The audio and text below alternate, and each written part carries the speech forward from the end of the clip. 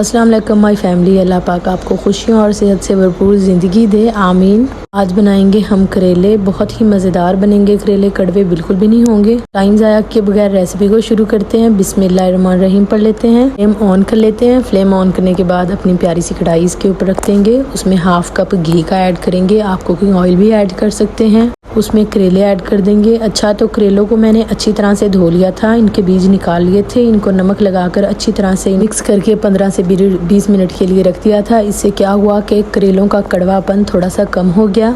अब हम लोगों ने करेलों को फ्राई करना है तब तक जब तक कि ऐसा कलर नहीं आ जाता। तो करेले वो सब्जी है जिसमें जिंजर गार्लिक पेस्ट बिल्कुल भी नहीं जाता, इसलिए हम इनमें लहसुन अदरक ऐड नहीं करेंगे। जब हमारे करेले का कलर चेंज हो जाएगा तब हम इसमें एक बड़े साइज का प्याज चॉप किया हुआ डाल देंगे।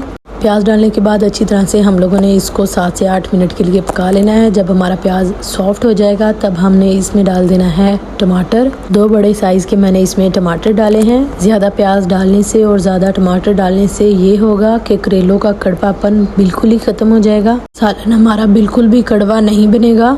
मिक्स कर लेंगे। इसके साथ ही हम लोगों ने कुछ खुश्क मसाले ऐड कर देने हैं, जिनमें हम डालेंगे 1 टीस्पून लाल मिर्च का पाउडर, 1 टीस्पून कुटी हुई मिर्च, हाफ टी स्पून हल्दी और हाफ टी स्पून हम इस पर डालेंगे नमक का। नमक आप लोगों ने कम रखना है और ये बात याद रखनी है क्योंकि करेलों को भी हम लोगों ने नमक लगा कर रखा था, इसलिए करेले पहले से ही नमकीन है। ये इसमें थोड़ा सा नमक जाएगा।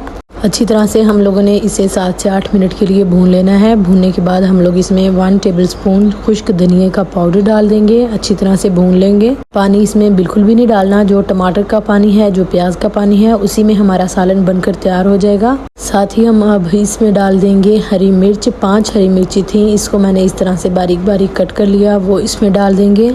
मिक्स कर लेंगे और माशाल्लाह बहुत ही मज़ेदार हमारा करेले का सालन बनकर तैयार हो चुका है। घी इसने छोड़ दिया है। इस रेसिपी को ट्राई करके मुझे कमेंट्स में ज़रूर बताना आपको ये कैसी लगी और नेक्स्ट रेसिपी कौन सी होनी चाहिए। अपनी दुआओं में याद रखें। अल्लाह हाफिज़।